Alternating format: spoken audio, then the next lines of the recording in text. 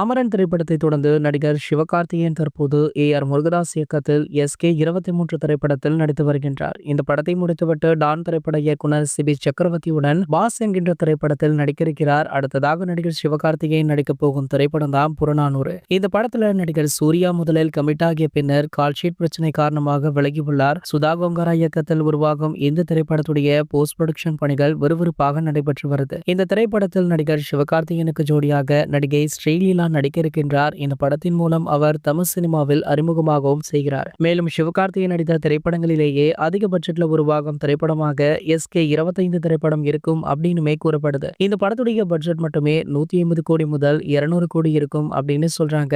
அதாவது நடிகர்களுடைய சம்பளம் இல்லாமல் படத்துடைய பட்ஜெட் மட்டுமே 150 கோடி அப்படின்னு நிர்ணயம் பண்ணிருக்காங்களாம். இது போன்ற சினிமா செய்திகளை பற்றி நீங்க உடனே தெரிஞ்சுக்க நம்மளுடைய தமிழ் நியூஸ் எக்ஸ்பிரஸ் சேனலை சப்ஸ்கிரைப் பண்ணிக்கோங்க.